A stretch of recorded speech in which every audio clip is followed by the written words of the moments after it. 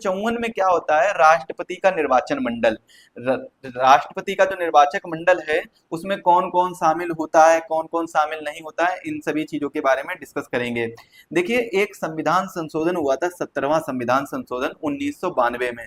तो इस संविधान संशोधन के अंदर राष्ट्रपति के निर्वाचक मंडल में दो लोगों को जोड़ा गया था। दो लोगों का मतलब ये है कि दो जगह के, दो राज्यों की, वहां की जो विधानसभा है उसको जोड़ा गया था। वो कौन कौन से दो राज्य थे, एक तो दिल्ली, एक तो पांडिचेरी। मतलब एक दिल्ली हो गया, दूसरा पांडिचेरी, तो दो राज्यों को इसमें जोड़ा गया था। इससे पहले ये दो राज्य, मतलब 1992 से पहले ये दो राज्य राष्ट्रपति के निर्वाचक मंडल में शामिल नहीं थे, लेकिन 1992 के बाद में ये भी शामिल हो गए थे। यूनियन टेरिटरी है दोनों, और इनको शामिल किया गया था। और तो सबसे पहले अगर बात कर ली जाए कौन कौन सी यूनियन टेरिटरी है, तो दिल्ली और पांडिचेरी हैं अभी तक, जो राष्ट्रपति के निर्वाचक मंडल में शामिल होती हैं। अब हम यहाँ पर ये इस चीज के बारे में डिस्कस करते हैं कि राष्ट्रपति के निर्वाचक मंडल में शामिल कौन कौन होता है।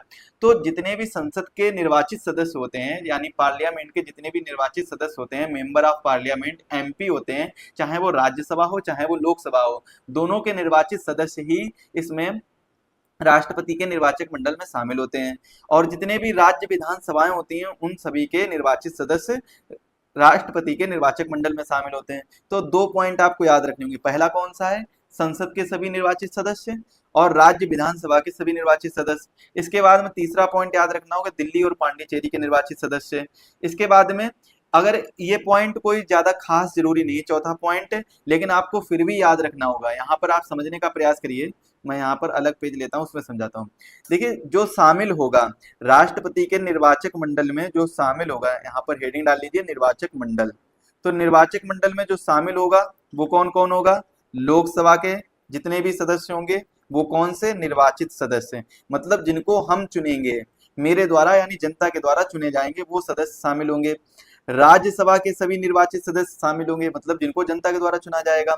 इसके बाद में राज्य विधानसभा के सभी सदस्य शामिल होंगे, वो भी कौन से, निर्वाचित सदस्य, यानी राज्य विधानसभा के जो सदस्य होते हैं इनको क्या बोलते हैं, एमएलए, या फिर कह सकते हैं विधायक। हिंदी में क्या है, विधायक।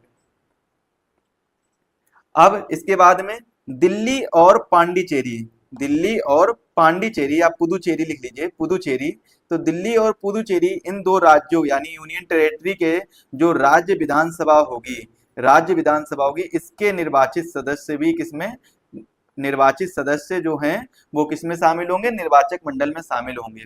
अब यहाँ पर जो भी सदस्य रह गए हैं, जैसे कि मान लेते हैं राज्यसभा के जो मनोनीत सदस्य रह गए, 12 सदस्य मनोनीत किए जाते हैं, वो निर्वाचक मंडल में शामिल नहीं होते हैं।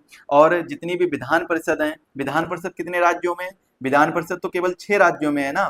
कौन कौन से राज्यों में विधान परिषद है, आप लोग कमेंट में बताइएगा, कौन कौन से राज्य हैं जहां पर विधान परिषद पाई जाती है, ये चीज आप लोग कमेंट में बताएंगे। तो जितने भी विधान परिषद वाले राज्य हैं उनके विधान परिषद के जो भी सदस्य होंगे वो इसमें शामिल नहीं होंगे, निर्वाचक मंडल में शामिल नहीं होंगे। अब यहाँ पर मैं क्या बताना चाह रहा था, मैं ये बताना चाह रहा था कि अगर हम चीफ मिनिस्टर की बात कर लें, डायरेक्टली क्वेश्चन अगर ये पूछा जाए कि क्या चीफ मिनिस्टर यानी मुख्यमंत्री, किसी भी राज्य का मुख्यमंत्री निर्वाचक मंडल में शामिल होगा या नहीं होगा, ये क्वेश्चन पूछ लिया जाए तो इसका आंसर क्या होगा। तो इसका आंसर डिपेंड करेगा, अगर कोई दूसरा स्टेटमेंट या कोई दूसरा रीजन दिया गया होगा उस पर डिपेंड करेगा।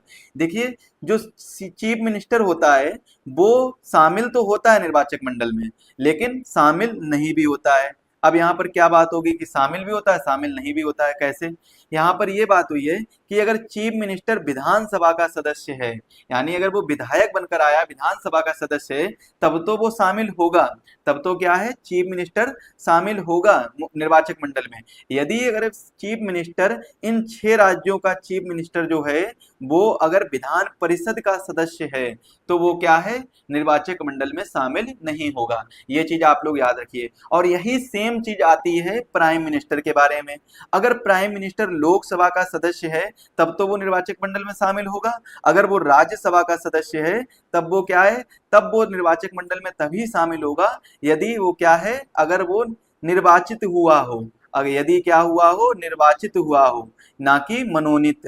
तो मनोनीत की दशा में वो शामिल नहीं होगा, मनोनीत होने की दशा में वो शामिल नहीं होगा। लेकिन मोस्टली क्या है कि कोई भी प्राइम मिनिस्टर बनाया जाएगा, जो वास्तविक प्रधान बनाया जाएगा, तो वो मनोनीत तो नहीं किया जाता है, वो तो निर्वाचित वाला ही सदस्य होगा, चाहे वो राज्यसभा का हो या लोकसभा का हो। और अभी तक राज्यसभा में जो रिसेंटली जिनका देहांत हुआ है, निधन हुआ है, वो राज्यसभा के ही सदस्य थे, डॉक्टर मनमोहन सिंह। तो ये डॉक्टर मनमोहन सिंह है जो वो राज्यसभा के सदस्य होते हुए प्रधानमंत्री बने थे। ये चीज आप लोग याद रखिएगा। तो यहाँ पर आपको ये चीज समझ में आ गई होगी कि कौन निर्वाचक मंडल में शामिल होता है और कौन निर्वाचक मंडल में शामिल नहीं होता है। जो चीज भी मैंने समझाई है वही सब चीज यहाँ पर लिखी हुई है, तो इसको आप लोग एक बार पढ़ लीजिएगा जरूर।